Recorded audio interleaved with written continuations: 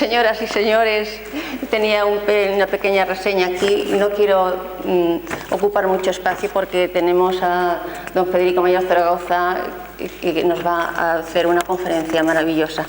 Entonces, para nosotros es un honor contar con la presencia de don Federico Mayor Zaragoza en la inauguración del curso 2015-2016 de la Universidad Carmen de Michelena. Don Federico Mayor Zaragoza es una persona comprometida por la defensa de los derechos humanos, por la defensa de la cultura, la educación, las mujeres, la infancia y un sinfín de cosas. En estos momentos es presidente de la Fundación Cultura de Paz y desde donde hace una labor encomiable. Hemos coincidido en alguna que otra ocasión en sus conferencias. La primera vez fue en la Universidad Popular Carmen de Michelena en febrero del 2011, donde nos dio una conferencia sobre cultura de paz. Y más tarde en Logroño, en la Asamblea General de las Universidades Populares en el 2015, y donde destacó la necesidad de establecer un compromiso con el desarrollo para evitar desigualdades y compartir lo que tenemos, no solo desde el punto de vista material, sino también solidario, intelectual y moral. Y bien, no voy a consumir más tiempo, por lo que deseamos que disfruten de esta conferencia y con ustedes, pues, el alcalde quiere decir también unas palabras y ya le dejamos con Federico Mayor Zaragoza. Muchas gracias.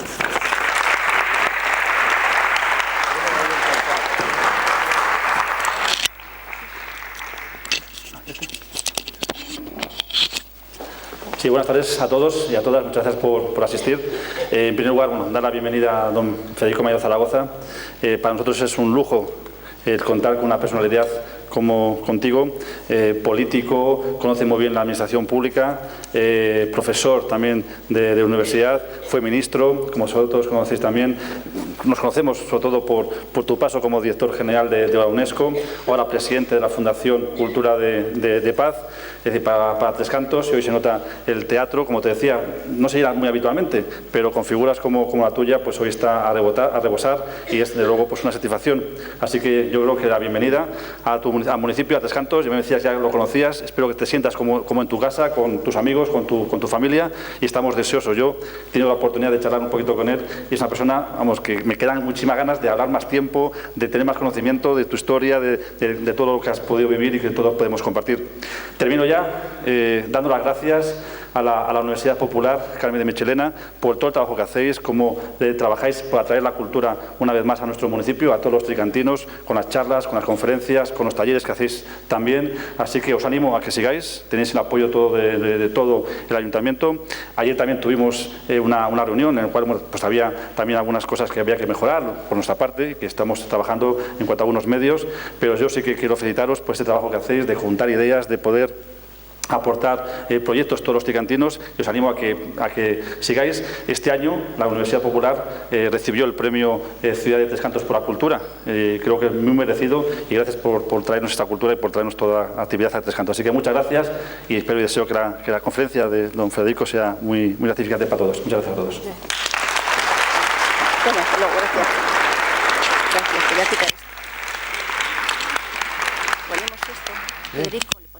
Sí, muy bien. O sea, que no tengo que hablar así. Sí, porque esto lo vamos a grabar. Muy ¿Me parece bien? ¿Te hablo por el micrófono? Sí, por las dos. Sí.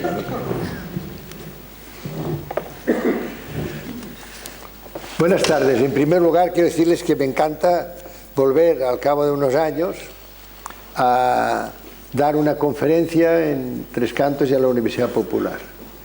Créanme que las universidades populares están realizando, en España hay muchas, hay esta federación, hay más de 300 universidades populares, están cumpliendo una labor extraordinaria. ¿Por qué? Pues porque la educación superior, la que se da en las universidades, es el punto máximo de responsabilidad civil. Fíjense, y en esto ya insistiré después, quiero hablar también del nombre de Carmen de Michelena, pero fíjense que la definición que da la UNESCO de educación, Y también lo digo para que se fijen y no lo olviden y no se dejen ustedes nunca embaucar cuando les vienen instituciones económicas como la OECD a decirnos qué es la educación. Y nos hacen estos informes PISA lamentables que orientan a consumidores, orientan a tener, no a ser. Y lo que nos interesa en las universidades populares, precisamente, siguiendo las directrices de uno de sus fundadores, porque, como ustedes saben, vienen de la Institución Libre de Enseñanza, que fue don Francisco Giner de los Ríos. Y fue precisamente don Francisco Giner de los Ríos quien hace casi un siglo dijo: educación es dirigir la propia vida. Estas son definiciones de educación. Esto es realmente lo que tenemos que procurar, que cada persona, cada ser humano único, tiene unas facultades realmente fantásticas, esperanzadoras. Cada ser humano único, porque esto es otra de las cosas que tenemos que decir. Único, es capaz de crear, es capaz de reflexionar, es capaz de imaginar, es capaz de innovar, es capaz de crear. Cada ser humano único es un ser que es capaz de diseñar su propio futuro. Es un ser que es capaz de pensar y después de actuar en virtud de sus reflexiones y no al dictado de nadie. Ya está bien. Se pasan la vida diciéndonos qué es lo que tenemos que hacer, por dónde tenemos que ir, esto es malo, esto es bueno. Al dictado de la propia conciencia. Así sí, así uno se da cuenta de que después de escuchar, después de colaborar, después de mirar, después, en aquel momento dice: hoy yo creo que mi posición tiene que ser que lo que yo tengo que hacer es esto. Y hacerlo además sin miedo. Hemos estado toda la vida pensando en que si no hacemos esto nos van a castigar, y además a veces hemos puesto precisamente las religiones que se basan en el amor, las hemos casi puesto en el temor, que si nos vamos a condenar, que si... Tenemos que vivir, como decía este gran fundador, don Francisco Giner de los Ríos, un malagueño extraordinario, cuando fue él el que inspiró a las universidades populares.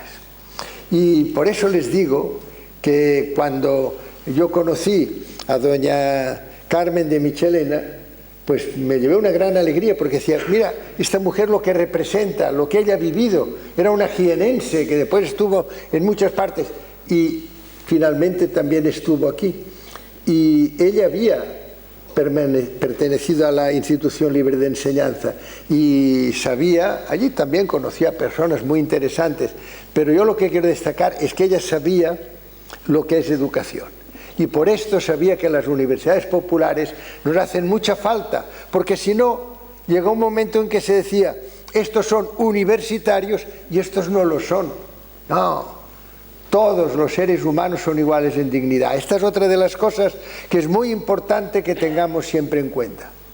Todos los seres humanos, sean hombre, mujer, ricos, pobres, de una ideología u otra, de una religión u otra, de un color de piel u otro, todos los seres humanos iguales en dignidad. Si esto realmente lo creemos, está casi todo solucionado.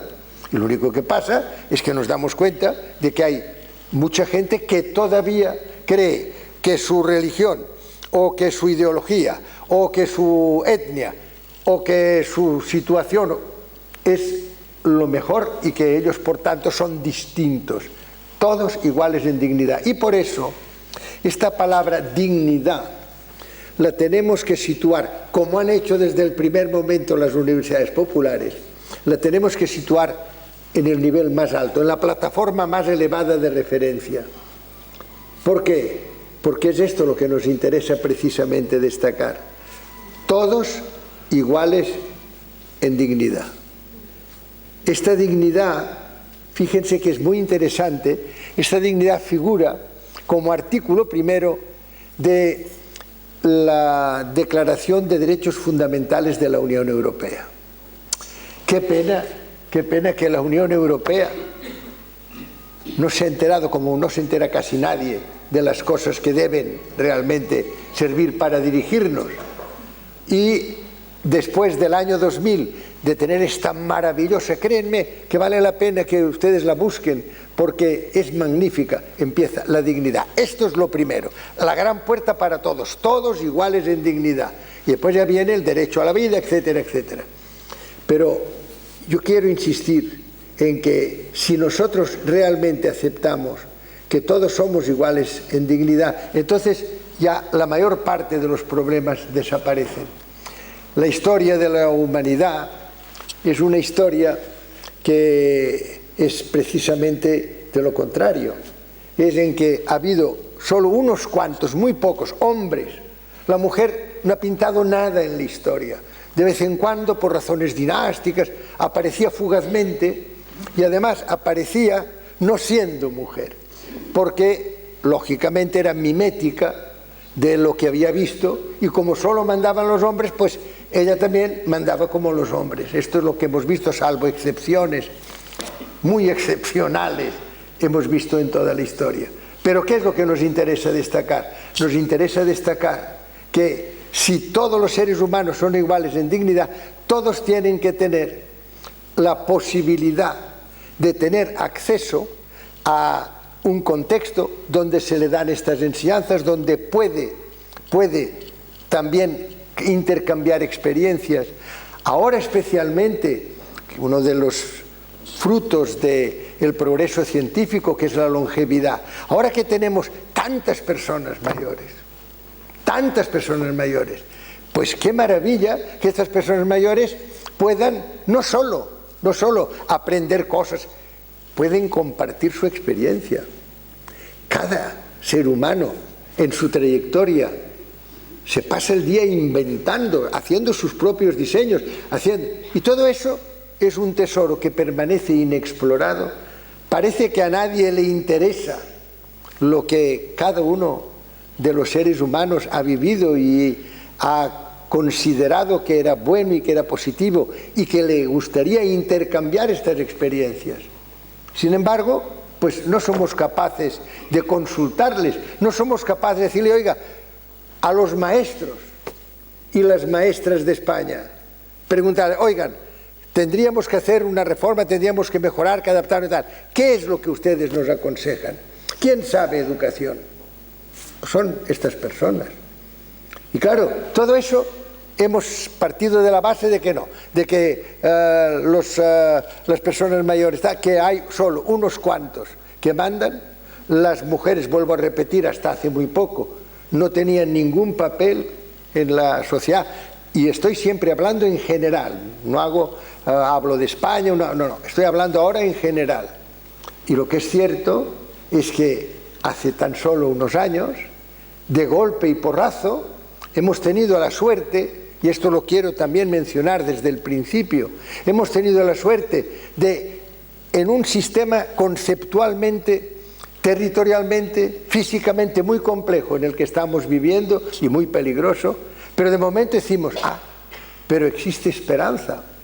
¿Por qué tenemos esperanza? Porque tenemos, por primera vez en la historia, la posibilidad de expresarnos libremente. Tenemos la posibilidad de expresarnos. La voz de los seres humanos no existía. Éramos invisibles, anónimos, y esto lo era yo hasta hace muy pocos años, igual que todos ustedes. Éramos invisibles, éramos anónimos, éramos temerosos, teníamos un miedo tremendo, porque claro, la autoridad la veíamos como era esto, era el poder absoluto masculino. Ya vuelvo a repetir que las mujeres solo de forma muy mimética y excepcional estaban en los escenarios del poder.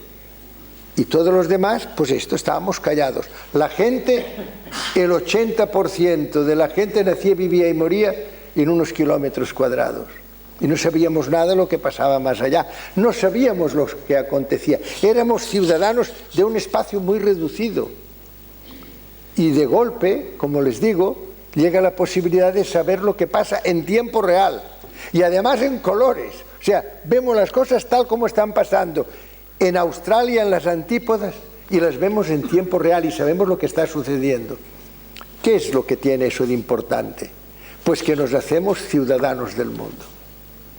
por primera vez en la historia, hoy somos ciudadanos del mundo, tenemos ya conciencia de lo que acontece y por tanto tenemos la posibilidad de hacer nuestras propias reflexiones sobre lo que está sucediendo y por tanto cuál tiene que ser nuestra postura y nuestra reacción. Algo muy importante, la palabra participación.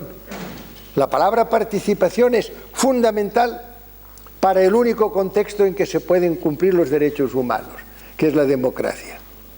Y hasta ahora, y ahora mismo en España, o sea que no se crean que estoy hablando desde tiempos muy remotos, pues son democracias, y es mejor democracia que no haya democracia, desde luego, pero son democracias donde nos cuentan, pero donde no contamos para nada después. O sea, nos cuentan tantos a favor, tantos en contra, ganan esto, ganan lo otro, y hasta 5 años después, aquí ya se ha acabado. Y al día siguiente, además, hacen lo contrario de lo que habían dicho que harían. Pero ya nos han contado, ya no contamos. Y esto es lo que venía pasando hasta hace poco. Ahora ya hay una serie de personas que dicen, no, yo no estoy de acuerdo, y son capaces de expresarse. Y por tanto, esta participación continuada hará que no solo nos cuenten, sino que nos tengan en cuenta. La democracia consiste en tener en cuenta permanentemente a los ciudadanos. En esto consiste. Y claro, aquí hoy, por ejemplo, hoy mismo se pasan leyes en virtud de mayorías electorales pretéritas, o sea, que no son actuales, ya son pretéritas, hace casi 4 años, etc. Y con esto se tienen mayorías que autorizan legalmente, pero no legítimamente en una democracia genuina, a que se tomen decisiones y que haya esta dependencia directa del legislativo del ejecutivo. No puede ser. Les digo todo eso porque yo quiero empezar, porque ahora les voy a decir cosas que son bastante sombrías desde un punto de vista de horizontes para la humanidad, pero yo quiero empezar por decirles, no al acabar, sino al empezar, decirles que el conocimiento, y por eso me gusta la Universidad Popular, que el intercambio de experiencias, que el sentirnos todos iguales, que el saber que tenemos que cambiar de cultura de la fuerza a la cultura de la palabra y a la cultura de la conversación y a la cultura de la alianza y a la cultura del encuentro. Finalmente, es pasar de la fuerza a la palabra. Ustedes me dirán, no, pero toda la vida hemos utilizado la fuerza, hemos utilizado el músculo. ¿Por qué? Pues porque toda la vida hemos estado en manos de hombres. El poder ha sido absoluto masculino. Y ahora les decía, ahora ya todos nos podemos expresar. Ya no vamos a estar sometidos a lo que digan unos cuantos. Segundo, ya sabemos lo que pasa en el mundo, por tanto, ya no nos pueden enredar. Y tercero, lo más importante, la piedra angular de esta nueva era en la que estamos entrando, la piedra angular es la mujer. ¿Por qué? Pues porque esta mujer mimética, esta mujer que lógicamente miraba a ver cómo lo hacían los hombres y ella hacía lo mismo porque eran los únicos que habían mandado, en estos momentos ya empieza a mandar en virtud de sus facultades inherentes. No cabe duda, y esto yo lo cuento muchas veces porque para mí fue muy importante. Me lo dijo nada menos que el presidente Nelson Mandela en uno de nuestros encuentros en Pretoria. Me decía, mire, la cultura de la paz, es decir, el cambiar la fuerza por la palabra, la fuerza por el encuentro, por la conversación, no será posible hasta que no haya como mínimo un 30 o un 40% de mujeres con sus facultades inherentes que sean las que toman también decisiones. Y en aquel momento me dijo, haga una estimación, no una valoración, una estimación. Haga una estimación de cuál es hoy la influencia de las mujeres en la toma de decisiones. Año 96, no llegaba al 5%. Es decir, que el 95% de las decisiones no se podía decir que la mujer fuera responsable, no, porque del 95% eran siempre los varones, los hombres los que eran responsables. Esto ha cambiado radicalmente también, y en los últimos años gracias también a la tecnología digital, en los últimos años hemos pasado de aquel 5%, en el año 2014 estaban ya sobre el 16 o el 18%. Cualquier decir que ahora ya estamos en una ascensión geométrica. Y además con un reconocimiento. Es decir, los hombres se están dando cuenta de que estas virtudes de la mujer, que como me decía el presidente Nelson Mandela, una mujer puede también encontrarse indignada, puede estar también muy molesta con la situación. Dice, la mujer aplaza siempre el uso de la fuerza, el uso de la violencia. ¿Por qué? Pues porque como uno de los valores inherentes, tenga o no tenga, es precisamente el dar la vida, esto de utilizar la fuerza contra la vida se ve que no le va. En una palabra, tenemos hoy ya un mundo en el que es posible la participación ciudadana, en que podemos expresarnos libremente. Tenemos un mundo en que sabemos lo que pasa. Ya no nos pueden mentir como nos han estado mintiendo. Es que nos han estado diciendo cada cosa que no tenía nada que ver con la realidad. Y vuelvo a repetirlo, no hace tantos años. En el año 79, la Academia de Ciencias de los Estados Unidos, de Norteamérica, dijo, ojo, porque estamos emitiendo mucho anhídrido carbónico. Y no solo esto, no solo es que hay un exceso de emisiones, sino que la recuperación, la recaptura del anhídrido carbónico, como ustedes saben, lo hace la clorofila, es decir, lo hacen los bosques, pero sobre todo lo hace el mar. Los océanos, que además no hay que olvidar que de la piel de la tierra el 70% es agua. Por tanto, el agua es el agua, los pulmones de la tierra, los pulmones de todas las generaciones están sobre todo confiados a los océanos. Y estamos, decía la Academia de Ciencias, estamos también lesionando, deteriorando la calidad del mar. ¿Por qué? Pues porque ganar unos dineros más por codicia, la codicia que está en estos momentos también deslocalizando la producción en Bangladesh, es que por codicia, por ganar un poco más, estas empresas que ganan tantísimo dinero, pues transportaban el petróleo y cuando ya habían vaciado los tanques, siempre quedaba un residuo abajo del cracking, del petróleo, que además es muy poco denso, y esto en lugar de ir a lavarlo en las instalaciones portuarias adecuadas, lo lavaban en medio del mar, lo siguen lavando en medio del mar, hay que decir la verdad, lo siguen lavando en medio del mar. Y entonces se crea una monocapa enorme de este producto de baja densidad que asfixia al fitoplancton, es decir, asfixia el ser vivo que tiene clorofila en gran cantidad, que es el que se encarga de recapturar el anhídrido carbónico, igual que hace cualquier planta verde. Bueno, pues ante esta situación, que es tremenda, y es decir, ahora tendremos que reaccionar, sobre todo la comunidad científica. ¿Qué hacemos los científicos aquí parados, de espectadores impasibles? No, señor, tenemos al día siguiente que haber dicho, a ver, ¿quién es culpable de eso?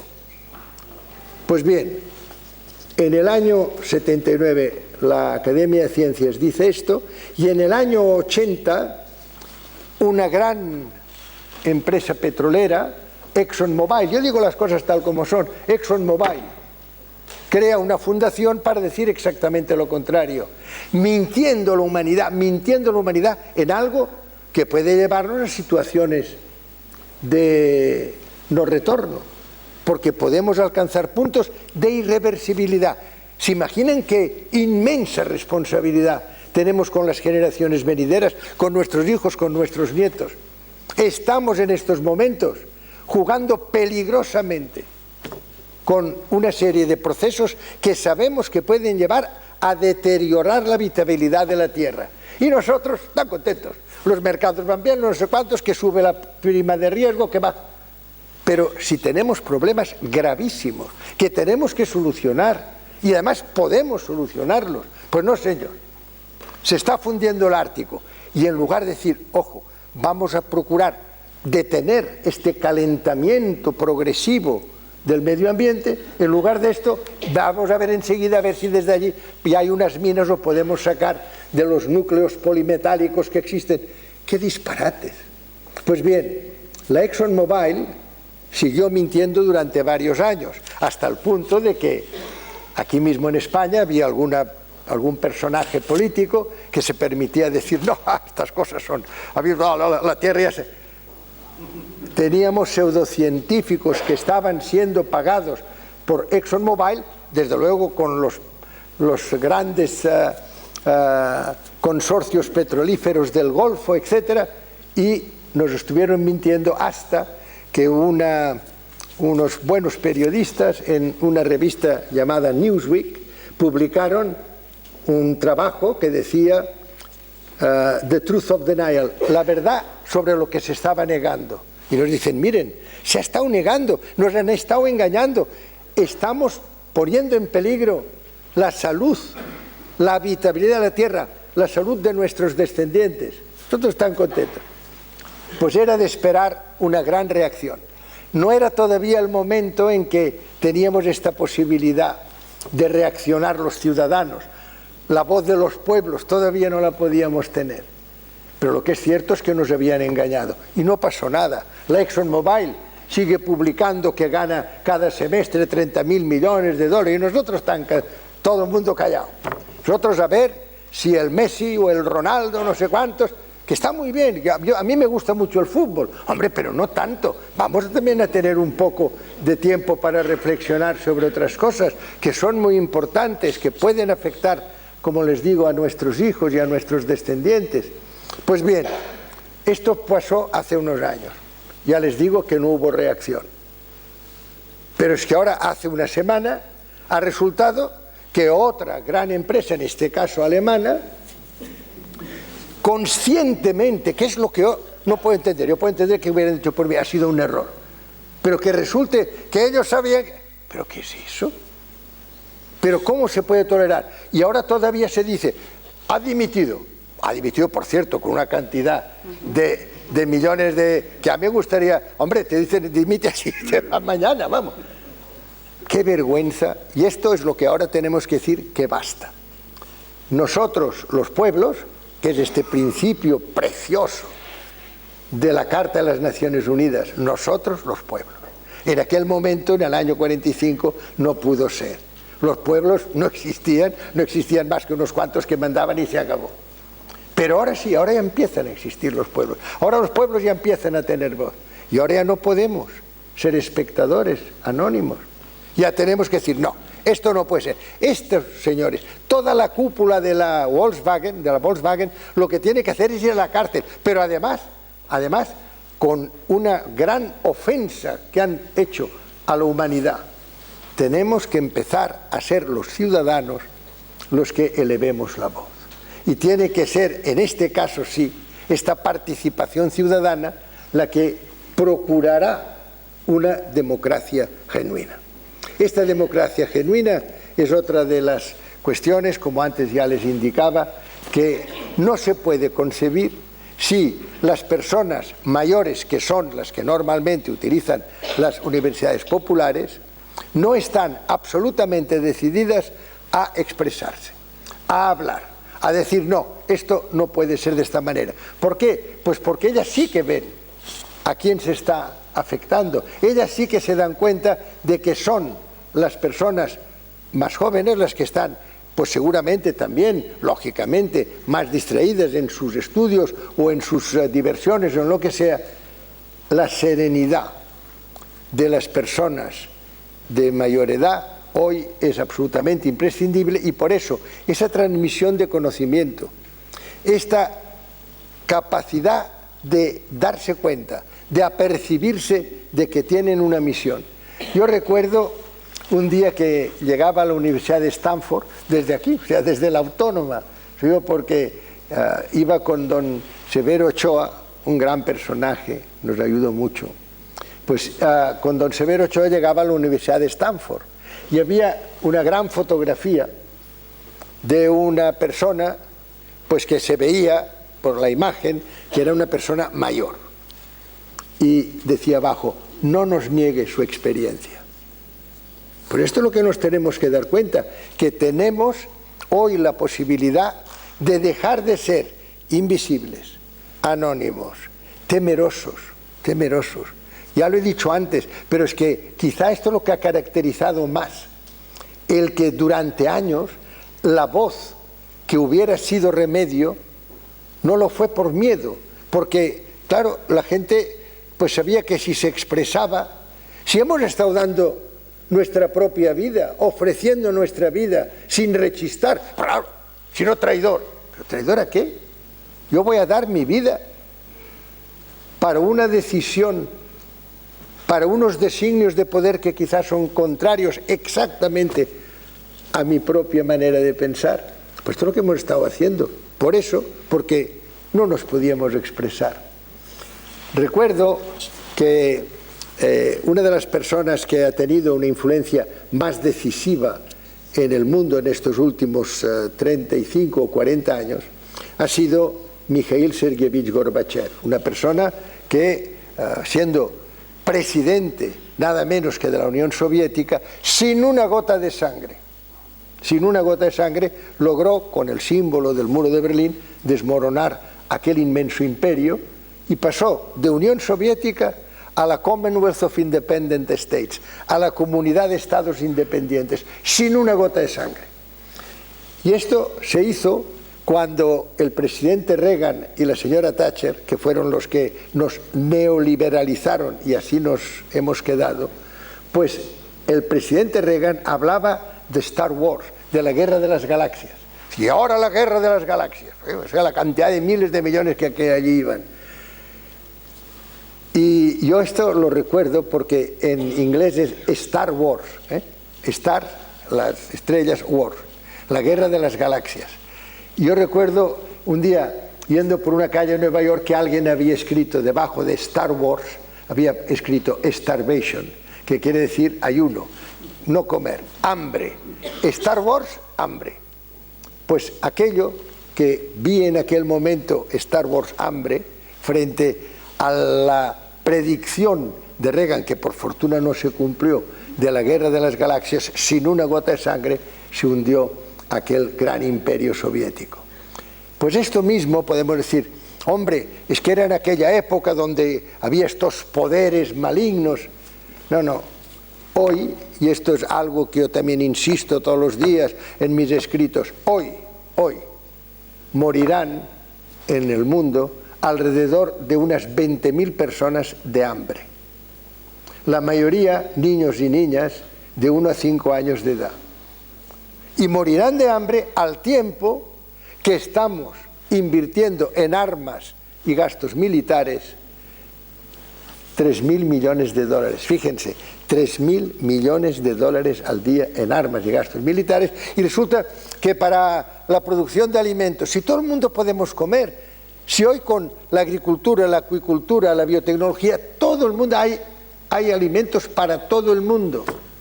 Pero claro, no hay dinero. Esta fue la respuesta que a mí mismo me dieron en el año 2000, cuando yo dije que yo no firmaba los objetivos del milenio porque decían, hombre, lo que podemos hacer es de aquí a 15 años, es decir, del año 2000 al 2015, reducir a la mitad el número de personas que se mueren de hambre. No, si uno, es que estamos entonces firmando la condena de muerte de en lugar de 20.000 a 10.000 personas. ¿Pero qué es eso? Pues no había dinero. La seguridad. Ojo con la palabra seguridad. Ojo, yo soy el primero que creo que efectivamente es muy importante que tengamos la seguridad asegurada. Pero todos. Ustedes saben, cuando hablamos hoy, que no sé por qué a veces lo emplean también, quienes no deberían emplearlo por sus ideas y por su manera de ver los problemas sociales.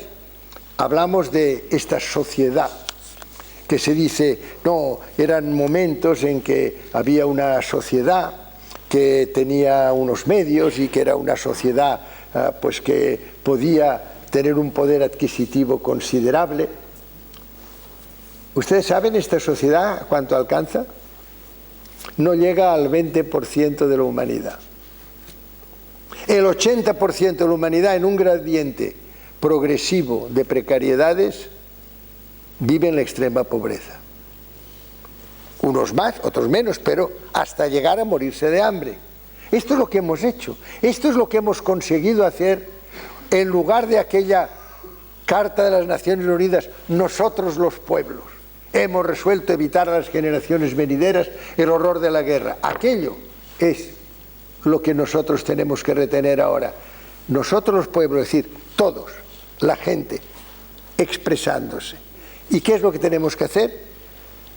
Evitar a las generaciones venideras el horror de la guerra. Es decir, construir la paz. Construir, evitar la guerra significa construir la paz. ¿Y hacerlo por qué? Hacerlo pensando en las generaciones venideras. Y hacerlo también pensando hoy que ya existe esta posibilidad de que lleguemos a puntos de no retorno en algunos procesos medioambientales o en algunos procesos sociales, pues tomar también esta cosa de las generaciones venideras.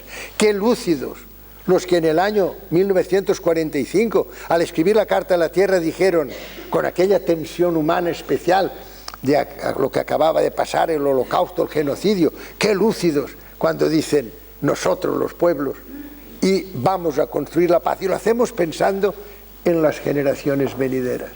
Pues esto es lo que ahora tenemos que volver. Ahora ya se puede reinstalar, ahora sí que ya pueden ser nosotros los pueblos, porque ya nos podemos expresar, ya sabemos lo que pasa, ya tenemos a la mujer. Entonces éramos nosotros los pueblos hombres, ahora no, ahora poco a poco ya la igualdad de género será una realidad gozosa. Y tenemos que decir, y ahora sí, nos vamos a ocupar de las generaciones venideras y no vamos a tolerar que nos gobiernen 7, 8, 9, 15, 20 países. ¿Pero qué es eso? Esto fue el señor Reagan y la señora Thatcher, que no solo dijeron a partir de ahora los derechos humanos fuera, la justicia social fuera, a partir de ahora las leyes mercantiles. Esto es lo que tenemos que hacer. Se debilita el Estado-Nación y este Estado-Nación ya debilitado es el que tiene que saber que tiene que tener todo el poder en manos de unos cuantos, pero esto nos va a llevar a un gran progreso económico y después ya repartiremos. Pero no es solo esto, es que simultáneamente dijeron las Naciones Unidas fuera. En las Naciones Unidas hay demasiada gente, hay demasiados tal, hay mucho comunista. Y lo que hicieron como consecuencia fue crear primero el G6. Fíjense ustedes que somos 193 países y se crea el G6. Los dos, Estados Unidos y el Reino Unido, que eran los promotores, Reagan y la Thatcher, y 4 países más. Y estos nos van a mandar 6 países a 193. Pues esto es lo que propusieron. Y después dijeron, no, 6 no, 7. Estados Unidos hizo algo que hace con frecuencia, y es ponerse el sombrero de Canadá. Ya teníamos G7 en lugar de G6. Y después el G8. Y después ya Bush en el año 2008. Que veamos 20, los países emergentes también. No, señor, si somos 193 tenemos que estar 193. Y cada uno, desde luego, con voto ponderado, todo está muy bien estudiado. Pero que nadie se engañe. Una de las grandes reivindicaciones que hoy tenemos que tener, las personas que somos capaces de hacer nuestro propio diseño de futuro. Una de estas grandes decisiones que tenemos que hacer es exigir que haya una refundación de las Naciones Unidas. Es que no puede ser. ¿Cómo puede ser que hayamos estado contemplando como el señor Pol Pot en Camboya, en 4 años, desde el año 1975 al 79, asesinó a 3 millones de personas, al 25% de su población, y nosotros mirando, soberanía nacional, no injerencia? ¿Pero qué es eso? ¿Pero qué vergüenza? ¿Pero qué ofensa a esta mentalidad de personas que dicen, no, ¿cómo puede ser que esta maravilla de cada hombre único capaz de crear, de imaginar, de diseñar su propio futuro, y de momento todos obedeciendo a unas pautas tan terribles, a unas ofensas a la humanidad, como estar mirando cuando hay unos locos que están matando a la población de más de 60 años porque ya consumen más arroz del que producen? Pero qué disparate. Viví de cerca, muy de cerca, lo que pasó en Ruanda. Estaba en las calles de Ruanda cuando estaban allí los cadáveres de los hutus. Disparate. Y nosotros mirando, ¿Por qué Ruanda tiene su soberanía, no injerencia? ¿Cómo que no injerencia?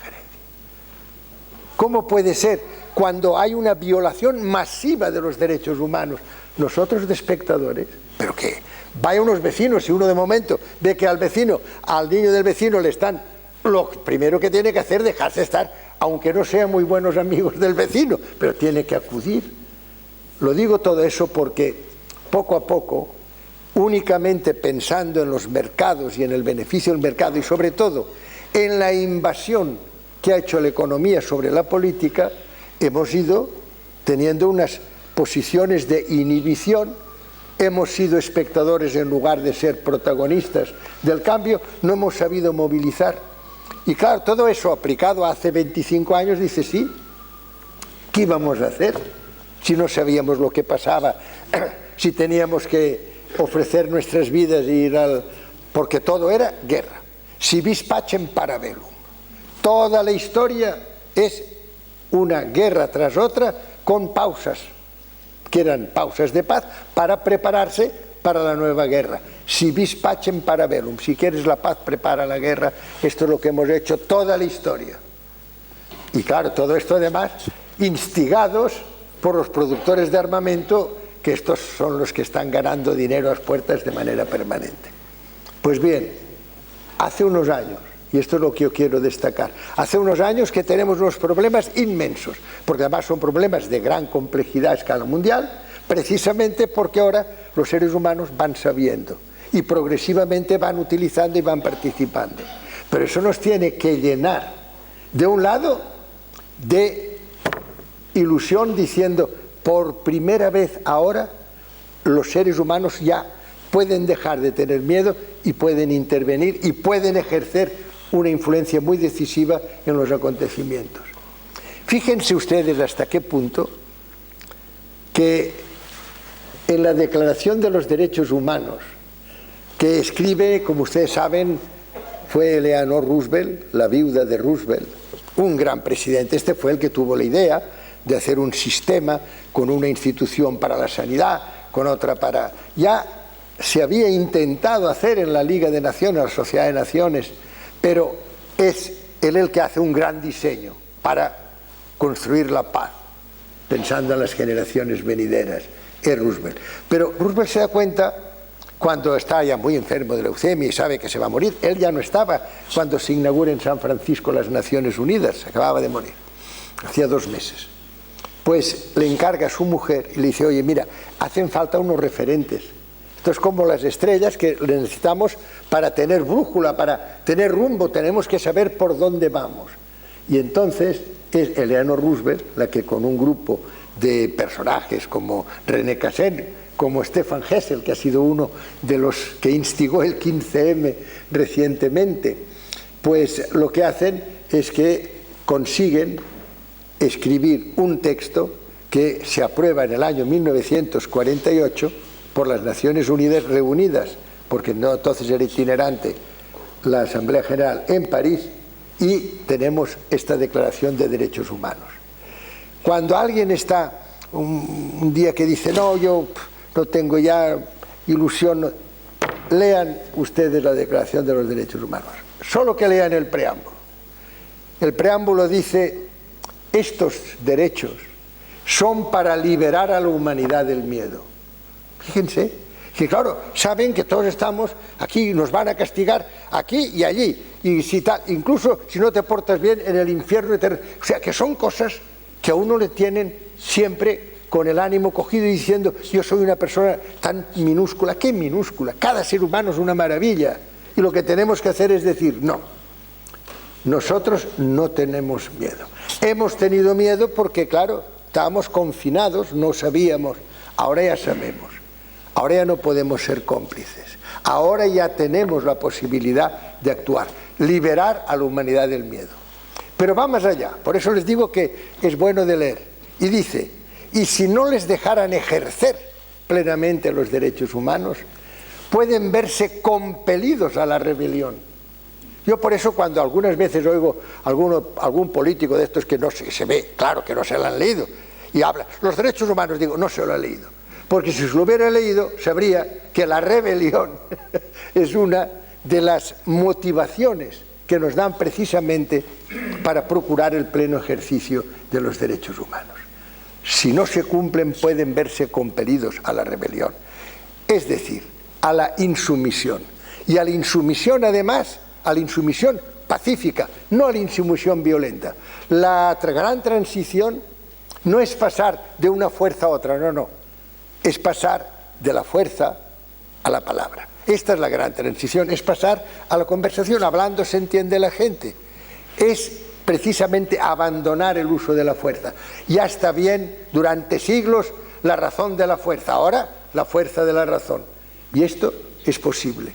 Es posible porque, como les digo, ya no tenemos miedo, ya podemos expresarnos libremente, ya abandonamos esta situación en la que nos veíamos tan desamparados, nos veíamos tan solos, porque la gente nacía, vivía y moría, lo vuelvo a repetir, en muy pocos kilómetros cuadrados. Ahora ya podemos expresarnos, ahora ya podemos incluso darnos cuenta de que la juventud no es un hecho solo cronológico. Antes hablaba de Stefan Hessel. Pues bien, también Carmen de Michelena, fíjense ustedes la edad que tenía cuando se le ocurrió crear esta universidad popular. 93 años. ¡Qué maravilla! ¿No les parece? Pues bien, Stefan Hessel, yo lo recuerdo a los 90 años de memoria, porque él había contribuido a escribirlo junto con Eleonora, recitando en el Trocadero de París, hacía un frío que pelaba, se veía y él allí con su abrigo y tal, recitando de memoria el preámbulo de la Declaración Universal. Un nonagenario como él, otro nonagenario como José Luis San Pedro.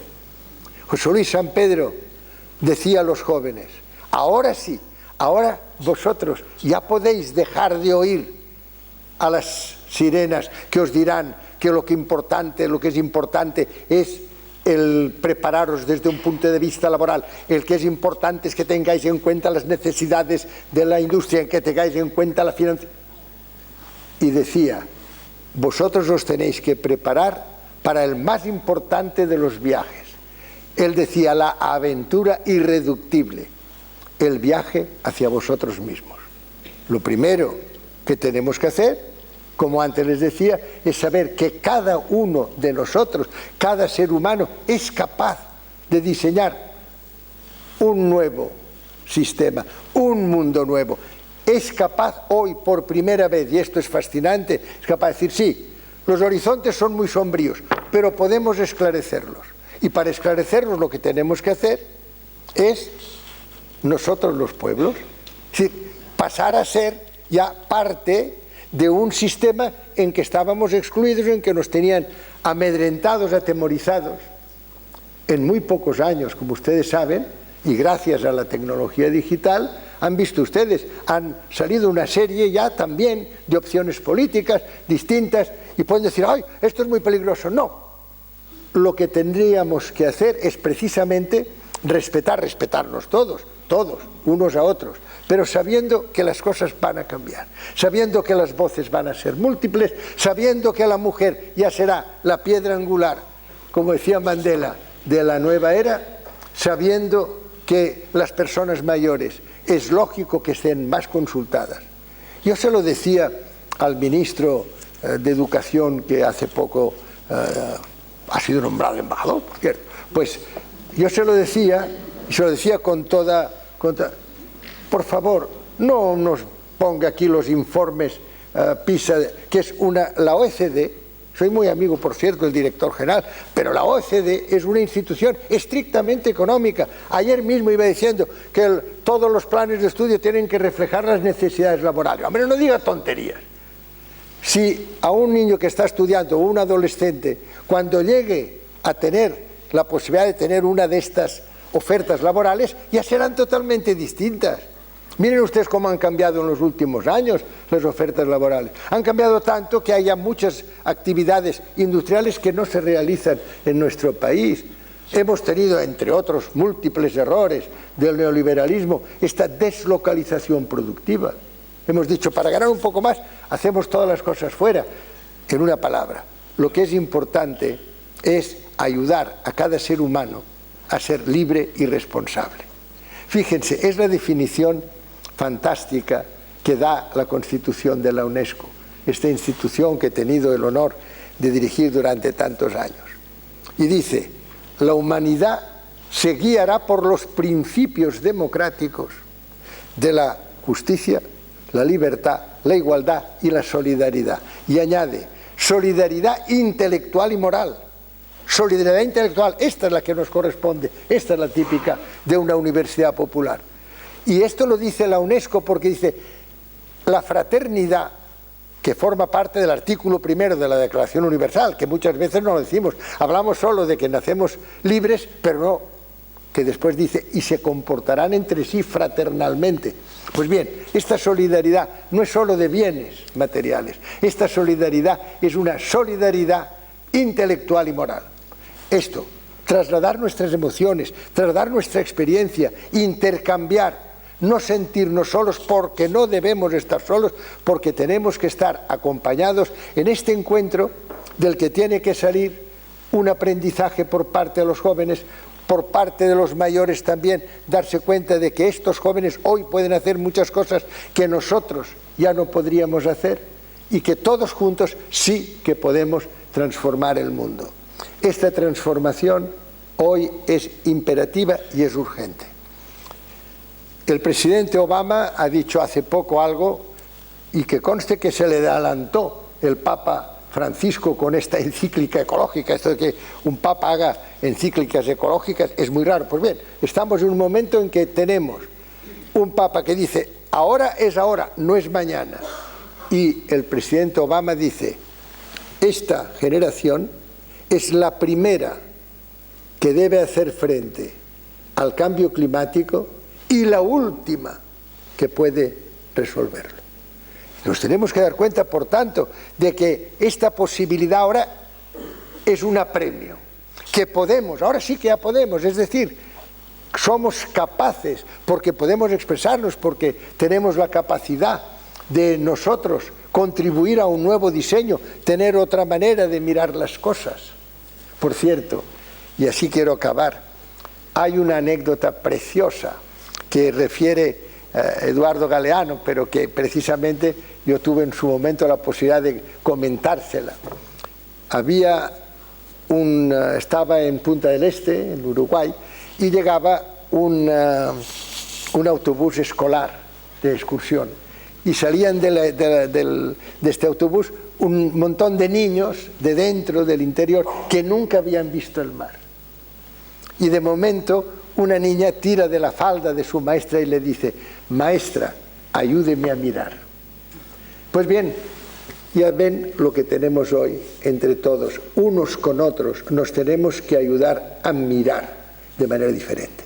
Y nos tenemos que ayudar a reaccionar, a no permanecer como espectadores, sino en actuar, en ser protagonistas del cambio, en decir que se ha terminado el que estos señores de la Volkswagen y los que vengan y los otros, bueno, no quiero entrar en detalles, ustedes saben que estamos soportando lo insoportable, que hay cosas que no deberían haberse aceptado, pero claro, como nos hemos ido formando un concepto de la economía y un concepto de la política y un concepto de la posibilidad del Ejecutivo de incidir sobre el Legislativo y sobre el Judicial. Les decía antes, la situación es muy compleja, en algunos aspectos ambientales, etcétera, podemos llegar a puntos de no retorno. No es conveniente que esto suceda y por tanto nosotros podemos actuar. Hace muchos años escribí en la pizarra, como profesor de bioquímica, escribí revolución. Y claro, hubo murmullos, revolución, pues sí que llega hoy el profesor aquí con... Y después borré la R. Y les dije, ¿qué es lo que queda? Evolución. La evolución es lo que nos ha enseñado la naturaleza. ¿Qué significa evolución? Pues evolución significa que hay que cambiar unas cosas porque han sido útiles o porque quizá no lo han sido nunca, pero hay que cambiarlas, y en cambio hay que conservar otras, porque hay cosas que son intemporales, que son los pilares básicos de la ética, etcétera, etcétera. Por tanto, hay que seguir la evolución. Esto es lo inteligente, evolucionar, cambiar lo que debe cambiarse, y esto lo tenemos que exigir y conservar, que también lo tenemos que exigir, y no lo exigimos, por ejemplo, al señor Reagan y a la señora Thatcher, y así nos ha salido cuando nos cambiaron la justicia social por las leyes del mercado, pero lo que tenemos que hacer es, por tanto, cosas que no se cambian y otras que sí que se cambian. Y tenemos que ser nosotros, los pueblos, los que llevamos la voz cantante. Pero fíjense que si no tenemos evolución, volví a poner la R, si no hay evolución, habrá revolución. Y la revolución, y eso lo tienen que saber hoy muy claro los que están en posiciones de poder, la revolución siempre va acompañada de violencia. No es buena la revolución, pero hay momentos en que la revolución estalla, por eso, porque se ha querido con esta inercia, con estos privilegios que se mantienen, con este miedo a cambiar nada, porque las leyes de ayer aplicarlas a hoy. No, señor, hay que modificarlas. Es igual que la Constitución. Yo tengo el honor de haber contribuido bastante a la Constitución que hoy tenemos, pero hace muchos años que estoy diciendo que hay cosas que tienen que cambiarse, y además que tienen, especialmente en el título octavo, en el título de la estructuración del Estado. En una palabra, si no hay evolución, habrá revolución. Yo estoy seguro que las universidades populares, siguiendo esta inspiración que les dio doña Carmen de Michelena, contribuirán a que en España no tengamos inercia, contribuirán a que sepamos lo que tenemos que hacer en Europa. No puede ser la Europa monetaria, no puede ser que lo único que nos una en Europa sea una moneda. Tenemos que hacer una unión política, tenemos que hacer un tratado económico rápidamente, y después, a escala mundial, tenemos que volver a decir: no queremos unas Naciones Unidas reducidas a 6, 7 u 8 países, queremos una refundación de un sistema multilateral en el que sean la voz de los pueblos la que lleve la parte más importante en la toma de decisiones. Muchas gracias.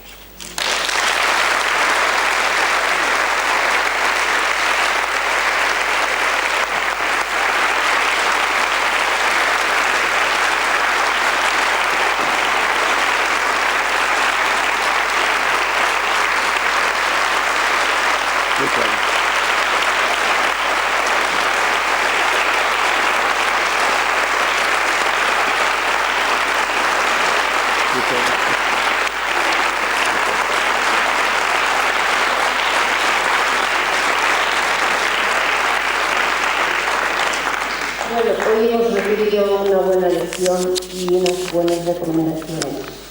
Vamos a pensar un poco en este mundo y en nosotros. Vamos a pasar a las preguntas. No tenemos mucho tiempo, con lo cual vamos a ser un poquito breves. Entonces, vamos a pasar el micrófono, por si acaso alguien quiere hacer preguntas al respecto. ¿Tenemos un micrófono en el ámbito?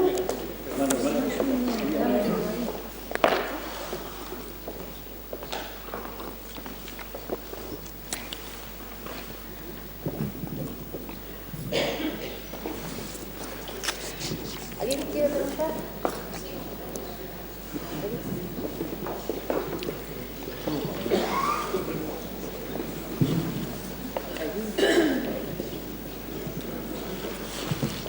Hola, buenas tardes. Una simple pregunta. Que, bueno, a todo el mundo pues nos cae un poco la Unión Europea, que no sabemos qué porvenir vamos a tener, sobre todo la educación que están enfocando, que no enfocan ninguna, claro. Entonces, los perjuicios que nos puede traer, porque nada más que son tratados de economía, y bueno, pues el tratamiento con todos los conciudadanos, yo creo que no es lo suficientemente correcto. Entonces, la Unión Europea es un tratado económico, y mientras no se resuelva la cuestión económica del libre tráfico de dinero, que eso se corte, pues aquí no hay una solución, no sé, la educación desde la Unión Europea, pues no veo que recibamos nada positivo. Mire, la Unión Europea, usted ha dicho que es una unión económica, de un tratado económico. Desgraciadamente ni eso, porque hubiera podido tener un tratado económico.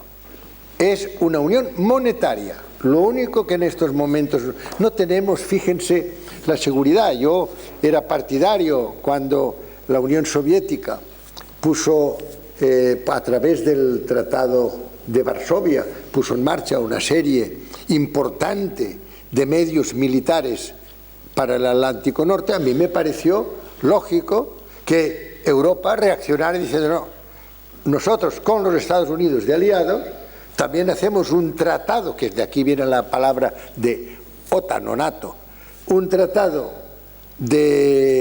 para el Atlántico Norte de alianza militar, porque tenemos que defender militar. Pero es que con la glasnost y la perestroika, hete aquí que el Pacto de Varsovia en el año 93 se acabó.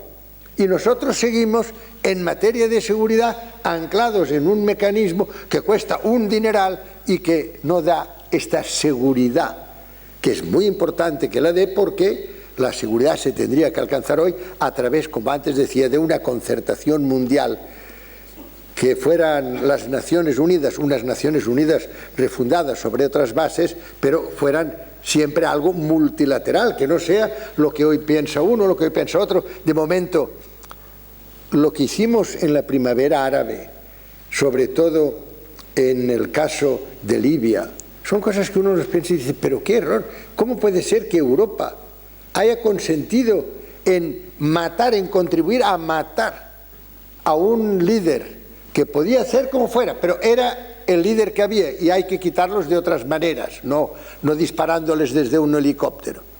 Pero es que además aquel líder, al señor Gaddafi, hacía unos meses que habíamos recibido con todos los honores, incluido el mismo señor que dio la orden de atacarle, que fue el presidente Sarkozy, lo había recibido en París, y no lo había recibido así de mala manera, no, había puesto la jaima, porque él se le empeñaba a poner la jaima, pero como dejaba muchos euros o muchos dólares, en una palabra, desde un punto de vista de seguridad, debemos cambiar rápidamente en Europa, y tenemos que tener una seguridad que sea Europa la que la maneja, y una política exterior. No puede ser que no tengamos una política exterior, fíjate, que vayamos avanzados. No puede ser que demos el espectáculo que estamos dando de insolidaridad. Un continente que se ha pasado la vida emigrando. ¿De dónde viene la gente de Norteamérica? ¿De dónde viene la mayor parte de la gente de América del Sur? Por favor. Y ahora resulta que nos asustamos. ¿Pero qué es eso? El señor Obama ha incorporado a 6 millones de migrantes, 6 millones. Y Europa, yo no digo que incorpore o que debe incorporar, pero lo que sí que tiene que hacer, la solución que hace muchos años, fíjense, pues debía ser los años 70, cuando el 0,7% en las Naciones Unidas se dijo, la mejor manera de que no haya emigraciones forzadas por personas que se mueren de hambre, y por eso no dicen, hombre, vamos a darnos un garbeo por Europa. No, vienen aquí porque no pueden vivir, se mueren en sus países de origen. Y entonces se dijo, la mejor manera es ayudar al desarrollo de estos países, al desarrollo endógeno, es decir, al desarrollo en el propio país. Son países, la mayor parte de ellos, que tienen muchos recursos naturales en el que yo recuerdo que se hablaba de la cooperación internacional. Cooperare significa trabajar juntos, cooperare. Trabajaremos juntos y de esta manera nosotros nos beneficiaremos, somos los que tenemos la tecnología y tal, pero también ayudaremos a estos países. Nada, al poco tiempo cambiamos la cooperación por la explotación. Y esto no se ha modificado. Es decir, ahora cuando nosotros decimos, y vamos a poner vallas y tal, hombre, pongan ustedes un poco de este dinero que destinan a los aviones, al F-16, al F-18, a los drones y a no sé cuántos, pongan un poco de dinero para la cooperación internacional, para que esta gente pueda vivir dignamente allí donde han nacido, allí donde tienen recursos naturales que nosotros, cuando de momento los explotamos, además no los estamos compartiendo. Otra vergüenza, ¿ve cómo hay muchas vergüenzas que a partir de ahora tendremos que decir no? Los ciudadanos del mundo no vamos a tolerar esta vergüenza. Una de las vergüenzas se llama coltán, la columbita tantalita. El coltán es absolutamente imprescindible para los ordenadores, para los teléfonos móviles, para todo lo que necesita esta superconducción especial del mundo digital. Pues muy bien, ¿saben dónde se encuentra el 80% del coltán descubierto hasta ahora? En la zona de los Kivu, en la zona este del Congo, junto a los grandes lagos, allí está esta zona. ¿Sabe lo que hemos hecho? Pues dejar que algunas compañías, algunas multinacionales, lleguen allí, vayan todo aquello que les interesa y con unas avionetas sacan el producto, la columbita tantalita, y la llevan a Uganda, en Kampala, o a Kigali, en Ruanda. Y entonces, ¿cómo vemos nosotros esto desde el punto de vista macroeconómico? Decimos, hombre, mira, el Banco Mundial pone en sus informes que ha subido el Producto Interior de Uganda y de Ruanda. ¿Por qué ha subido? Porque es donde trafican, va a parar allí el coltán y desde allí ya lo llevan hacia Japón, hacia Corea, la Samsung, o donde se hacen los otros aparatos de tecnología digital. Quiero resumir todo eso, pero decirles que efectivamente, cuando hablamos de que nosotros nos encontramos en Europa con que solo nos unen unos intereses y una moneda y no hemos sido capaces ni de tener nuestra seguridad, ni de tener una política exterior común, ni de tener esto, una manera de proceder en que digamos, hay que atender al desarrollo de los otros países. A partir de ahora, Europa no explotará, no explotará. No podemos estar extrayendo el oro de muchos de estos países con sistemas que sabemos que son perniciosos. Utilizamos el mercurio y esto hace daño no solo al medio ambiente, sino también a las personas, a los mineros. Y todo eso lo dejamos pasar. Esto cuela y como no se entera nadie, pues nosotros aquí a hacer grandes negocios. Ha llegado, por tanto, el momento de conocer lo que pasa en el mundo, lo que sucede en el mundo, y que cada palo aguante su vela. Y tenemos que decir, los jóvenes y los mayores, pero que ya sabemos y que no podemos tolerar seguir siendo espectadores. Es que no puede ser espectadores. Yo publiqué hace unos años un librito que se llamaba Delito de silencio, porque como durante tantos años había tenido que estar callado, cuando de momento vi que una nieta mía estaba allí escribiendo y le digo, ¿qué haces, Marta? Y me dice, abuelo, estoy chateando, me parece que me dijo, sí, estoy chateando con un chico de Costa Rica. Y dije, ¿cómo? O sea, nosotros lo más lejos que íbamos en Barcelona cuando yo era joven, tenía su edad, era Andorra. Y además íbamos, le puedo asegurar a ustedes, que ni con ninguna de las cuestiones que después hemos visto que hacían en Andorra algunos señores. O sea, íbamos a Andorra, ¿por qué? Pues porque era el país del exterior. Se acabó. Ahora se puede estar hablando con una persona de todo el mundo y tal. Ha llegado, por tanto, el momento de dejar de ser silenciosos. Ha llegado el momento de decir, oigan, señores de la Unión Europea, señores de la OECD, en educación no les vamos a seguir.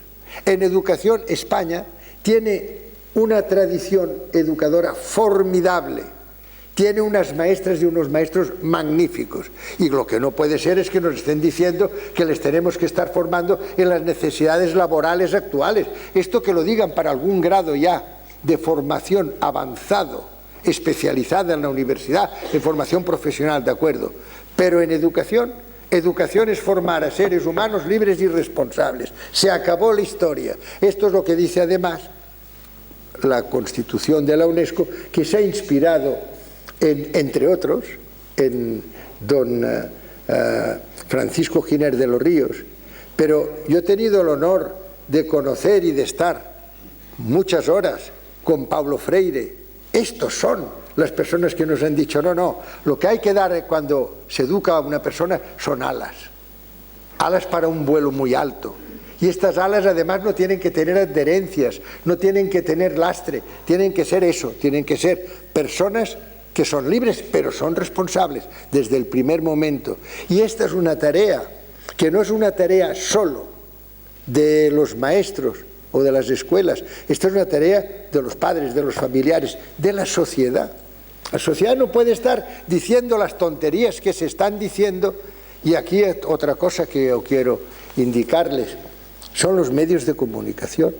En educación, los medios de información son absolutamente imprescindibles, que ayuden a centrar las cosas y que en lugar de ponderar el informe PISA, digan, hombre, miren, aquí está este centro, o está esta universidad popular, o está este grupo escolar, o está este observatorio universitario que está haciendo cosas muy positivas y que está dando directrices de la auténtica educación y los referentes para esta educación.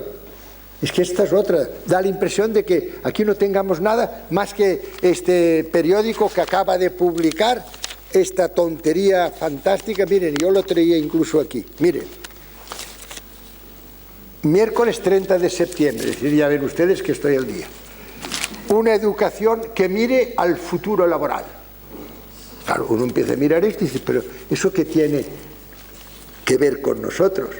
Nosotros lo que queremos es una educación que forme a unos ciudadanos con filosofía, con actividades artísticas, porque si cada ser humano es capaz de crear, le tenemos que ayudar a que desde el primer momento desarrolle y ponga en práctica estas facultades que son absolutamente inverosímiles, que seamos capaces de imaginar, de crear, de anticiparnos. En una palabra, este dominio viene de una sociedad que sea una sociedad madura, que sea una sociedad serena, que sea una sociedad que escuche a los jóvenes, que sea una sociedad en que los jóvenes sean escuchados y ellos también aprendan a escuchar. En una palabra, usted ha hecho una pregunta que se refiere a una Europa que en estos momentos está necesitando que haya una serie de ciudadanos que digan no a una serie de pautas absolutamente mercantiles que ustedes nos han impuesto. Fíjese que hasta el propio presidente Obama, los Lehman Brothers eran de Estados Unidos. Obama hace 3 años y medio o 4 ya advirtió, dijo, lo que tenemos que hacer es grandes incentivos para el trabajo. El trabajo ya no es solo el empleo, el trabajo es el trabajo, el empleo es el trabajo que te da alguien, mientras que el trabajo eres tú mismo a veces el que te lo buscas. Ahora con la tecnología digital también es muy frecuente, ya no tenemos también por qué pensar siempre en los mismos parámetros de el trabajador es el que llega a las 8 de la mañana, se pone un uniforme, no sé qué, no. Ahora hay muchos de estos trabajos que pueden hacerse en flexitime, con un tiempo flexible, en el cumplimiento de las responsabilidades sin necesidad de estar allí firmando. El mundo está cambiando enormemente porque ya las personas no son invisibles, obedientes, silenciosas, sino que empiezan a expresarse, empiezan a hablar. Y esto lo tenemos que hacer saber, empezando por nuestra Europa, y decirles, señores de Europa, no vamos a seguir más estas tácticas de los recortes o de las primas de no sé qué. Todo esto hay que ponerlo en su sitio. Y lo tienen que hacer las personas que saben cada una de estas disciplinas. Pues esto que tienen que hacer es llegar a conclusiones y exponerlas. Le puedo asegurar, precisamente porque yo tengo una gran confianza en la capacidad de estas facultades que distinguen a la especie humana, yo estoy seguro que esta situación de dependencia, esta confusión conceptual que tenemos ahora, esto de saber que en Siria estamos teniendo una guerra inacabable y que hay unos que dicen que la culpa la tiene uno y que la culpa... Todo eso hoy ya lo conocemos y se tiene que clarificar. Hoy ya sabemos que hay un grupo que viene de una parte intrarreligiosa, que esto es otro de los temas que yo creo que también es muy importante que hoy sepamos. Estamos hablando siempre de los problemas interreligiosos, pero si hoy los problemas son intrarreligiosos. Hoy el problema son los chiitas, los sunitas, los salafitas, los wahabitas, los yihadistas. Estos son los problemas. Y entonces, fíjese con qué confusión han estado siendo pagados estos fanáticos. No hay nada peor que el fanatismo. Yo, lo que más tristeza me ha dado a veces ha sido ver a personas y hablar con ellos de religiones o de ideologías en que son fanáticos, es decir, no aceptan nada. Ellos, porque deben temer que si lo aceptan, pues les suceda algo, les pase algo, en este mundo o en el siguiente, no lo sé. Pero lo que es cierto es que ves esta inhibición del fanatismo terrible, que están permanentemente haciendo aquello que quizás es contrario a lo que ellos sienten en aquel momento o piensan, pero lo tienen que hacer por eso, por el dogmatismo, por el fanatismo, por el sectarismo. Estamos en un momento, efectivamente, de gran confusión conceptual, pero tenemos que exigir responsabilidades. Y cuando nos enteramos de que en uno de los países hoy del Golfo, que todos vamos allí a ver si, por favor, hacemos aquí una obrita o una obraza como el AVE o no sé cuántos, y no hablamos de derechos humanos porque, ¿pero qué es eso? Y cuando vamos a China, vamos habiendo eliminado antes la ley de justicia universal. Pero qué cobardía. Y además, esto pensando que de esta manera vamos a ganar un poco de dinero. Pues bien, uno de estos países era el que estaba pagando a los yihadistas. Es decir, que por un lado nos estaban cortando la cabeza unos señores y por otro estaban siendo pagados por pertenencia a estas ramas intrarreligiosas. En resumen, lo que yo quiero transmitir es que nos encontramos ante una situación muy compleja, desde un punto de vista conceptual y desde un punto de vista estructural.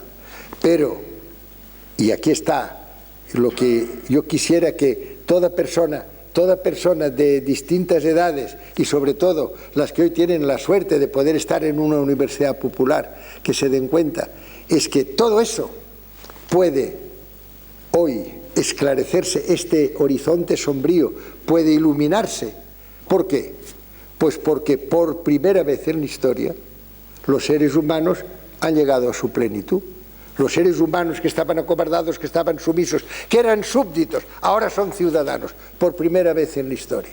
Y estos ciudadanos pueden aplicar una frase que también me gusta repetir con frecuencia, porque para mí fue muy importante en aquel momento, que es una frase del presidente Kennedy, que dice: no hay ningún desafío que se sitúe más allá de la capacidad creadora de la especie humana. Por tanto, sea cual sea la magnitud del desafío, sabemos que nosotros, si somos conscientes de estas enormes capacidades que tenemos, de la aplicación del conocimiento en su momento, oportunamente, somos capaces de hacer frente a estas situaciones, algunas de ellas tan absurdas como la de que la Unión Europea no tenga ni siquiera un tratado económico, ni una federación fiscal. Lo único que tiene es una moneda única. He tomado mucho tiempo en contestar, ¿no? Pero, ¿qué quieren? Cuando me hacen preguntas muy genéricas, pues... Buenas tardes. Quería plantearle la pregunta de respecto al cambio climático. La responsabilidad recae principalmente en los países industrializados, mientras que las consecuencias las pagan todos los países. ¿Cómo plantea usted que se pueda afrontar este reto de compartir la responsabilidad? Gracias. Efectivamente, tiene usted toda la razón. Hay países que tienen una gran responsabilidad porque son los países que mayor cantidad de gases con efectos invernadero están emitiendo. Y que esto puede solucionarse, sí, puede solucionarse, como ya se ha intentado y veo que es muy complicado, porque fíjese usted, si los que tenían que estar hablando en estos momentos de transportes eléctricos, si tenían que estar hablando de ser capaces en el gran programa de Sertec que es poner en el Sáhara toda una serie tanto de estaciones fotovoltaicas como termosolares, pero después lo difícil es pasar estas inmensas cantidades de electricidad, transportarlas. Hasta esto ya está solucionado o en vías de solución. Es decir, soluciones las hay. De momento, mitigar, disminuir, en la medida de lo posible, las emisiones de gases con efecto invernadero. Utilizar coches híbridos, utilizar en la medida de lo posible, progresivamente, coches eléctricos, utilizar energías renovables, las tenemos, estamos rodeados de energías renovables, saberlas conservar. ¿Y todo eso por qué no se hace? Pues no se hace porque va en contra de los intereses del mercado, así de claro. Ya lo ve, ya no le estoy hablando otra vez de la Volkswagen, ya he dicho lo que tenía que decir. Pero tenemos que ser conscientes de que las soluciones, sí. ¿De dónde vienen? Del conocimiento, vienen de la investigación, vienen del planteamiento de los problemas, vienen de no decir inmediatamente, esto es muy caro, comparándolo con el consumo de carbón. Sí, señor, será más caro que el consumo de carbón, sobre todo podría llegar a ser más barato si ustedes nos dejaran, en lugar de construir un avión, el avión F-35, 350.000 millones de dólares de presupuesto. ¿Pero qué es eso? ¿Pero qué es eso? Cuando estamos diciendo que no tenemos 60.000 millones para hacer un gran fondo mundial para la alimentación, resulta que encargamos, ¿pero qué es? ¿Pero qué disparatado? Aquí mismo, yo no sé, España para qué necesita estos drones, cuando estamos con el agua al cuello en tantas cosas, de momento estamos nosotros o pagando las deudas que tenemos por grandes adquisiciones de material bélico, cuando cometimos la torpeza de figurar en las Islas Azores. Bueno, lo que le quiero decir es que su pregunta tiene respuesta en un excelente informe que ha hecho un panel de los más numerosos de científicos, porque tienen desde geólogos, oceanógrafos, hidrólogos, vulcanólogos, tienen desde luego una gran variedad de científicos. Y este informe ha sido presentado en las Naciones Unidas y ahora a finales del mes de diciembre se celebra en París una cumbre. A mí me preocupan mucho las cumbres, porque van a la cumbre y salen de allí. Y ahora, por ejemplo, ya no sé si saben que se ha sustituido el gran programa de 2000 a 2015, se llamaba Objetivos del Milenio. Eran 8. Ahora acaban de hacer los de el post-2015, que va 15 años más hasta el 2030. Ya hemos sacado 17. O sea que, al menos, en objetivos hemos ganado. Ni un duro. Bueno, entonces, ¿en qué quedamos? Es otra de las cosas que, yo creo que aquí sí que tiene que haber grandes clamores populares. Ahora que podemos poner millones de firmas diciendo, oiga, ¿qué es eso? ¿Cómo pueden ustedes decirnos que vamos a hacer, y además con estudios muy bien hechos, porque ya les digo, estos científicos son científicos de verdad y han hecho un estudio magnífico y han presentado, pero claro, si tenemos ahora estos 17 objetivos, ¿cuánto dinero se va a dar? Al menos, fíjense, bastaría con que dieran un tercio de lo que gastamos en armamento. El International Peace Bureau, que es una gran institución que desde hace muchos años, desde principios del siglo pasado, han estado trabajando en el mantenimiento de la paz. En realidad lo que ha habido es mantenimiento de la guerra, pero ellos han estado trabajando por el mantenimiento de la paz. Pues acaban de anunciar para el año 2016 una compensación a esta negativa de los países, los mismos que dicen habrá tantos objetivos del milenio que después no den dinero. Pues acaban de hacer una gran convocatoria que se llama Disarmament for Development, desarme para el desarrollo. Fíjese, solo que se accediera a dar un tercio de lo que hoy nos gastamos en armamento para el poder facilitar el desarrollo en todo el mundo y tener estos aspectos absolutamente solucionados, tanto de la emisión como de la recaptura del anhídrido carbónico, etcétera, bastaría con un tercio. Son 3.000 millones, como antes les decía, al día, lo que en estos momentos se gasta. Bastaría con que tuviéramos 1.000 millones al día, serían 365.000 millones al año. Se ha calculado que es una cantidad suficiente para dar un cambio total, para entrar en una nueva era. Le digo todo eso porque es razonable, no es aquello de decirles no. No es como los recortes que se han hecho aquí en cooperación internacional, ¡pomba! No, no, es decir, 1/3.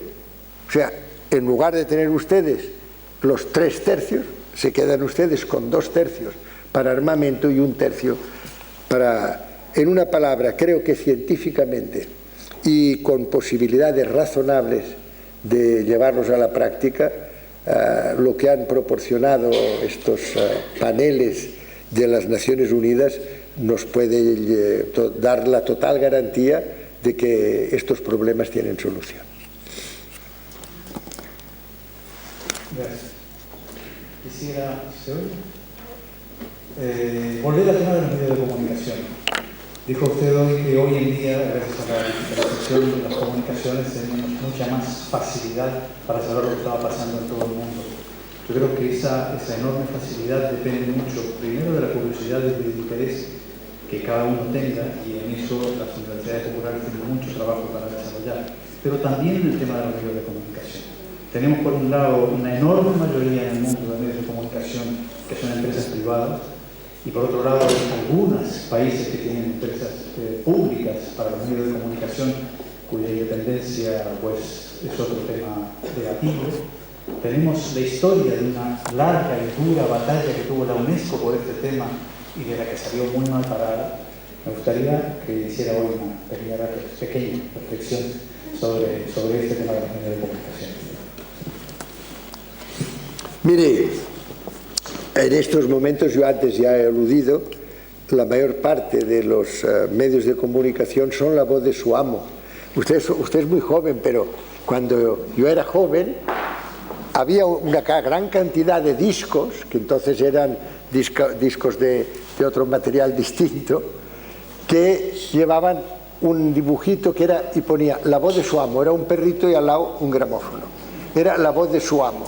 Pues bien, hoy la mayor parte de los medios de comunicación son la voz de su amo. En Madrid, que yo recuerdo, hay 5 periódicos, ¿no es esto? Pues de estos 5 periódicos, 4 y ahora ya 4 y medio, pues son la voz de su amo. Y después ya no le digo nada también de lo mismo que pasa. Y esto sí que es algo que también aquí tenemos que decir, no, pues mire, no estamos de acuerdo. Ya está habiendo una reacción, empieza a haber una serie de periódicos digitales de primera, muy buenos. Y todo eso, ya les digo, ahora ya no se puede decir como antes, bueno, ya se cansarán. Pues no. Ahora los que no queremos, no compramos estos periódicos, ni vemos estos canales, y vamos a ver otros y vamos a poner otros. Porque lo que no puede ser es que la información sea una información sesgada por intereses puramente económicos o ideológicos. Pero al final resulta que es lo mismo. Es decir, tiene usted una gran razón en que este es un gran problema, que es un problema que tiene soluciones, pero que son soluciones que implican que sea la voz de la gente, de los pueblos, de la participación ciudadana, la que logre modificar esta situación. Ha mencionado usted el tema de la UNESCO y lo que pasó en los años 1980-1984. ¿Sabe lo que pasó? Pues muy sencillo. Pasó que el señor Reagan y la señora Thatcher, ya le he dicho antes que no les gustaba un sistema multilateral, ellos lo que querían era la hegemonía, que es lo que han conseguido con el neoliberalismo. Ellos querían la hegemonía. Y entonces muy fácilmente dijeron, bueno, pues de momento abandonamos a las Naciones Unidas y hacemos el G7, el G8 y tal, pero al mismo tiempo nos vamos de la UNESCO. Nos vamos de la UNESCO porque ellos pensaron, es la más débil, es la que tiene menos el resto de la educación, los profesores, el conocimiento, esto fuera. Y claro, se equivocaron tremendamente. Primero, porque la UNESCO demostró que puede vivir perfectamente sin el dinero de los Estados Unidos y de quien sea. Porque la verdad es que hay estas instituciones que viven de otras cosas, se lo puedo asegurar, viven de otras cosas y además han sacado muchísimo dinero por otros cauces que no tenían nada que ver con aquellos que les negaban los Estados Unidos. Segundo, que yo encuentro todavía más importante, es que en la propia Constitución de la UNESCO, artículo primero podría estar en el artículo 27 y valdría lo mismo, pero pone artículo primero. La UNESCO garantizará la libre circulación de las ideas por la palabra y por la imagen. Y la UNESCO ha intervenido y sigue interviniendo ahora mismo en las discusiones con la FARC y el gobierno de Colombia. Siempre ha propiciado el que haya emisoras de radio que sean de estas que se llaman comunitarias, que faciliten el que la gente se pueda... Y claro, cuando llegamos a los grandes periódicos y tal, decimos, esto ustedes lo sabrán, pero la UNESCO sigue garantizando la libre circulación de las ideas por la palabra y por la imagen. ¿Y quiénes dijeron que el informe McBride era un informe pernicioso que censuraba? Lo dijeron los mismos que estaban mintiendo, como siempre, porque eran ellos los que no querían reconocer que el señor McBride, porque tenía una ideología, el señor McBride era también premio Lenin y era premio Nobel, pero el hecho de que tuviera esta, digamos, ideología hacía que hubiera una prevención en contra de él. Los informes que desde entonces ha hecho la UNESCO sobre libertad, la protección que ha ejercido en la medida en que puede hacerlo sobre los periodistas, sobre todo en situaciones de conflicto o de desastre natural o provocado en que la vida de los periodistas corre peligro, hemos dedicado y se siguen dedicando muchas atenciones. Que es verdad que esto no se refleja en el periodismo sesgado que hoy tenemos, pero esto aquí nosotros ya no podemos intervenir más. Ustedes verán. A mí lo que me gustaría era ver que de momento estos periódicos no vendían ni un número, porque incluso aquellos que ideológicamente formaban parte de esta, digamos, publicación y de esta manera de dar información, incluso ellos se daban cuenta de que su ideología no se beneficia. Toda ideología que se basa en el poder, en las verdades a medias o en la disculpa de lo que no debe disculparse, al final salen perdiendo.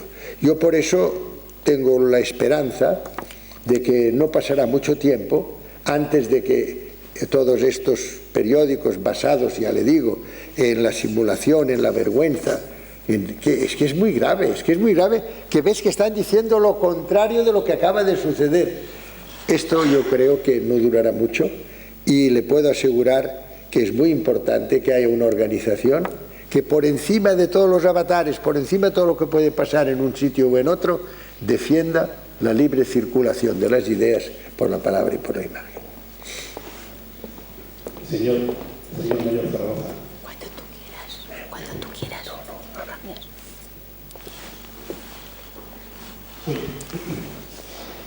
Dirigir la propia vida, diseñar el propio futuro de una manera libre, responsable y solidaria, hemos añadido al final. En todo el planteamiento que comparto y desde le voy a hacer una pregunta, lejos de mi intención que sea una pregunta trampa. Usted es catalán.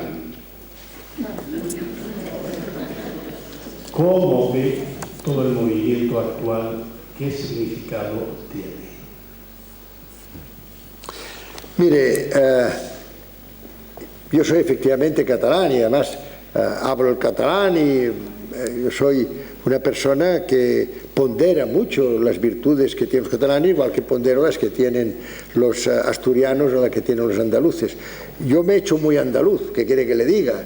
Porque como fui allí donde fui nombrado catedrático cuando era muy joven y tal, y a mí me encantan los andaluces porque tienen un arte, Andalucía, que es el arte de la amistad. Ellos no lo saben porque es muy difícil ver lo que uno tiene demasiado cerca. Pero en fin, volviendo a lo de Cataluña, yo hace ya varios años publiqué en mi blog diciendo que el derecho a decidir existe, pero que es el derecho a decidir lo que se puede decidir, y que en el caso concreto de la secesión está muy claro que no es esta Constitución. Esto ha sido un enorme error, otro error del gobierno actual, que ha considerado este es el problema, como si la Constitución fuera el obstáculo. La Constitución no es el problema, la Constitución es la solución. Claro, cambiando cosas que han pasado muchos años, han pasado 30 y tantos años, 35, 36, etcétera, etcétera. Bueno, pues yo publiqué diciendo el artículo 2 de la conferencia, de la Declaración de la Conferencia de Derechos Humanos de Viena, año 1993. Dice que la autodeterminación se aplica exclusivamente a los países que proceden de una situación colonial o de dominio militar. Está más claro que el agua. O de la Unión Soviética o de una colonia Senegal o lo que sea. Estaba más claro que el agua. Y esto es así. Hay una excepción que hoy la podemos ver todavía. Formosa. Formosa es la secesión insular de un país continental, de la China continental. Vaya usted a las Naciones Unidas y mire dónde está Formosa. No figura, porque se considera un Estado inexistente, un Estado fallido, porque no ha cumplido las normas que todo el mundo ha aceptado cumplir para poder declararse un país independiente. Ahora, ¿esto quiere decir que no hay soluciones? Sí. Esto quiere decir que las hay, lo que pasa es que no se han querido buscar. Y no se han querido buscar. Yo no defiendo ni una actitud ni la otra. No defiendo ninguna. En este caso creo que todos no han estado a la altura de lo que se podía prever. Pero desde luego, le puedo asegurar que si hace tiempo se hubiera dicho como tantos han sugerido. Y yo mismo he dado fórmulas porque lo conozco bastante bien. Porque yo, cuando Adolfo Suárez, que por cierto da nombre a este espacio, cuando Adolfo Suárez decidió dimitir como presidente, yo estaba a su lado. Estaba a su lado porque era consejero del presidente del gobierno. Y le puedo a usted asegurar que lo que se produjo fue un golpe de Estado. Y se dijo, roja ya, pero rota no. Y esto tenía unos nombres concretos que eran los que decían que rota España no. Y entonces el título 8 de la Constitución pues no llegó a desarrollarse como se había previsto.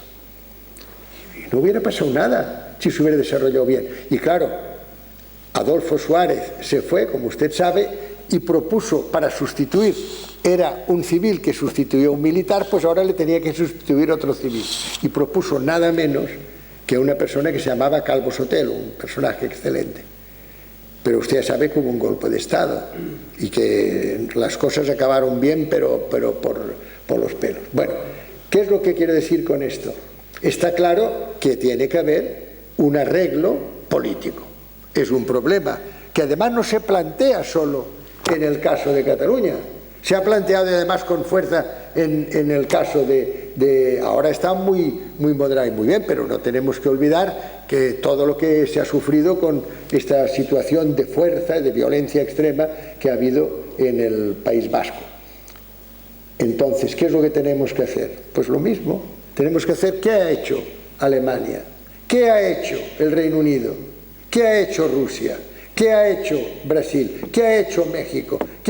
Pues esto, lo que tenemos que hacer. Los Estados Unidos, dice Artur Mas, queremos ser un Estado. En Estados Unidos hay 50 estados totalmente. Fíjense que tiene capacidad de definición de la economía en cada uno de estos estados.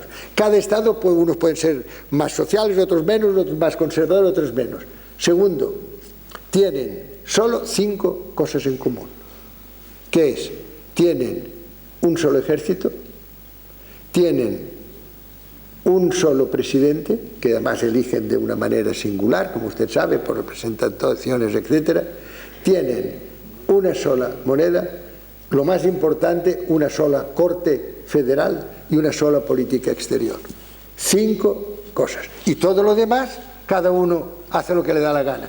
Yo soy en estos momentos presidente de la comisión, es lo único que he conservado, porque lo demás ya ahora yo tengo también, ya soy mayor, no solo de apellido, sino de edad, ya tengo también ganas pero sigo siendo presidente de la Comisión Internacional contra la Pena de Muerte.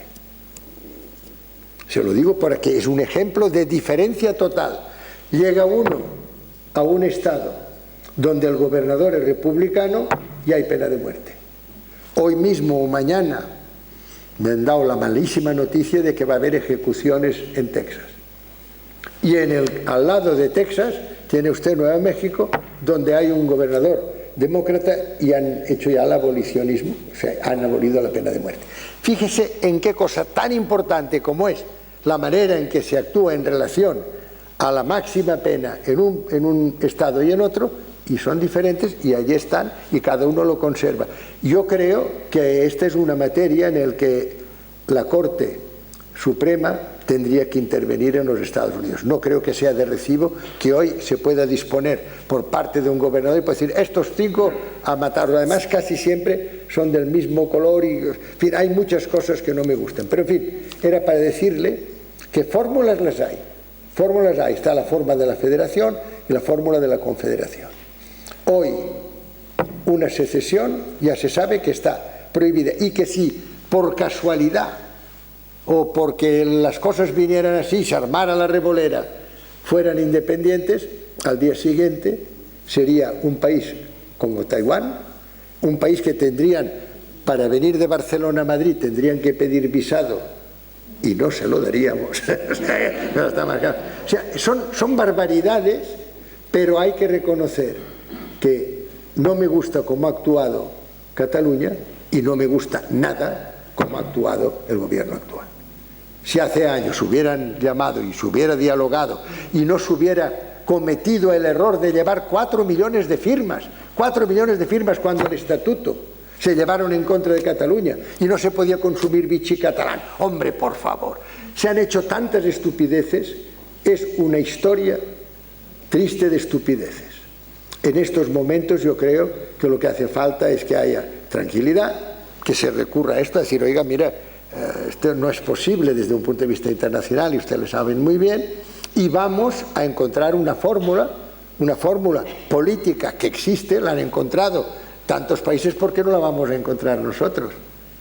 Los Estados Unidos la encontraron en el año 1776 y mire usted que lo hicieron bien. Por tanto, queda muy claro que son situaciones a las que no se hubiera tenido que llegar nunca, pero lo primero que tiene que saber un gobernante es que hay que aprender a escuchar, hay que saber escuchar a los demás, y si se hubiera escuchado a tiempo, quizá hoy no estaríamos en la situación en la que estamos. Bueno, y ahora me voy.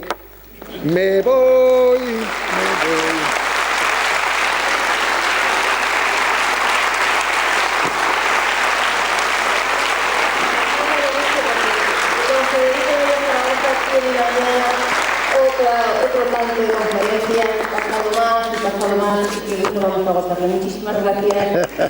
Nada, muchas gracias.